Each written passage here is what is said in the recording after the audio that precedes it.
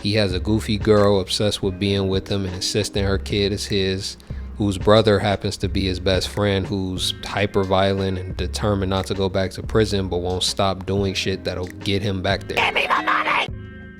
I think that Ben Affleck is the greatest crime drama writer slash director slash actor of all time. I mean, you got The Rip, The Accountant, Triple Frontier, Live by Night, never mind.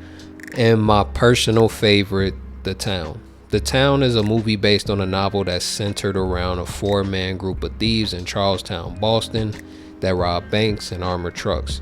The group is led by Doug McCrae, a failed hockey player with a dad in prison and a mom who he thinks abandoned him. He has a goofy girl obsessed with being with him and insisting her kid is his, whose brother happens to be his best friend, who's hyper violent and determined not to go back to prison but won't stop doing shit that'll get him back there. Give me the money! Anyway, Doug is the central focus in his relationship with a bank teller he kidnaps at the end of the opening scene. In order to keep tabs on her and find out what she knows, he ends up dating her. Through this relationship, Doug starts to see himself in another light and thinks of what it would be like to have a life away from his hometown, away from his friends, away from criminal activity. I just want to do a small breakdown on the movie and his character for this video, and at the end make a comparison that popped in my mind while I was watching it with another character from a classic movie. So the opening scene gets you right into the core of the plot, shows the whole heist crew, the love interest, gives you an insight on both McCrae and Jim's mindset. Doug wants a smooth operation, no hiccups, no innocents hurt, in and out, no problems, which is why he's the strategist. Jim, on the other hand, almost always looks for an excuse to beat, shoot someone, yet claims he isn't going back to prison. The first job we see is the bank robbery. They clearly have an insight on how the bank operates, what time they do this, that, whose job is what, their names, and more. Doug understands that these people are obviously scared. It's an intense situation. You know, people do what they think will keep them alive in the moment. You see this in how Doug calms the bank manager so that she can open the safe. When the alarm is tipped, Jim finds the first person he can, the first person that speaks, and put his hands on him. AR whips him.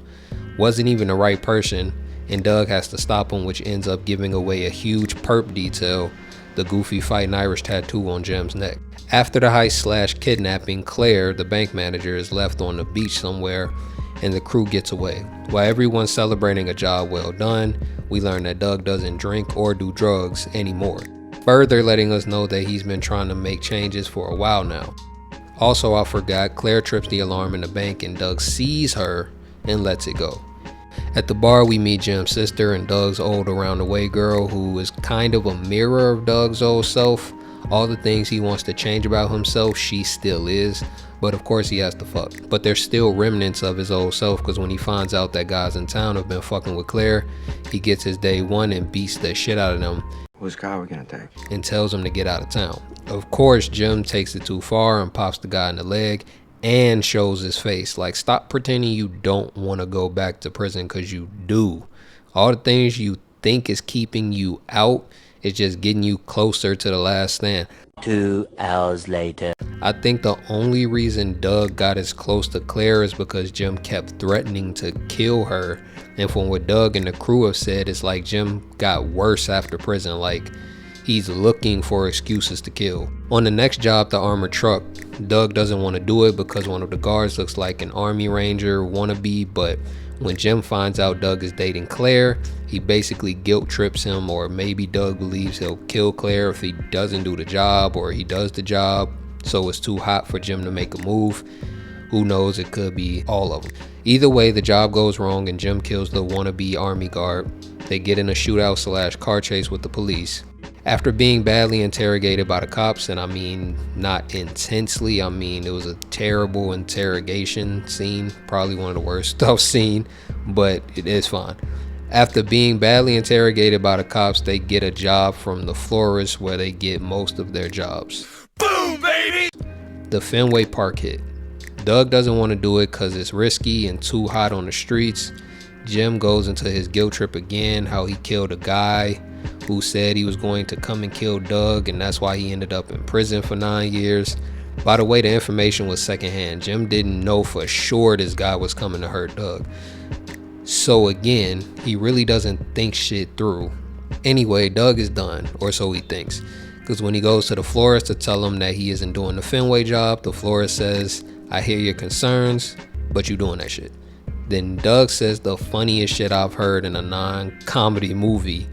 He said this man is an old guy with a fucked up face. You're an old guy with a fucked up face who don't know his glory years are behind him. And the florist tells Doug his dad tried to quit before and he cut his balls off, really chemically castrated him, and got his mom hooked on heroin, which I guess made her herself.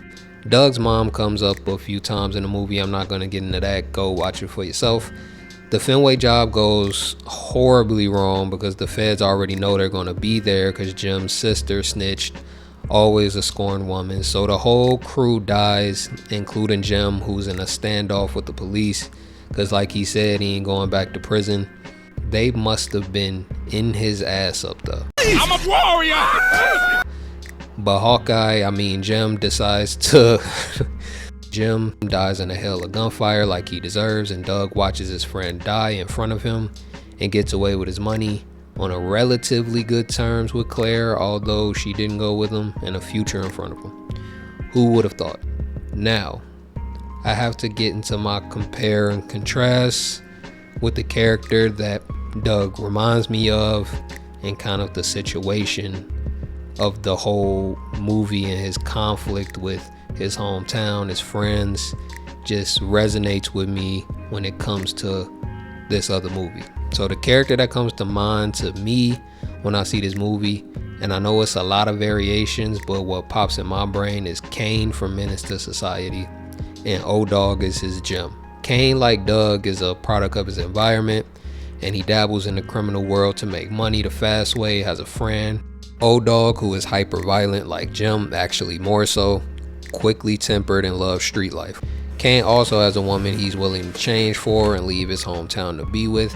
And he actually has a woman in the film that's saying that his baby is his, even though I truly believe it probably is. And I'm not gonna say she wants to be with him the way Jim's sister wanted to be with Doug, but you know, it's kind of close in similarity. Anyway, both Kane and Doug's mother were heroin addicts and essentially died because of it. Kane wants to move to Atlanta. Doug wants to go to Florida. Doug doesn't get the girl, but Kane does. Doug makes it to Florida, but Kane, Jim doesn't make it out. O-Dog does. I see a lot of similarities in Doug and Kane from their ideology and upbringing and how they move through life and the obvious differences. With that being said, both movies are black and white hood classics, and if you haven't seen them, go and watch them. Like and subscribe.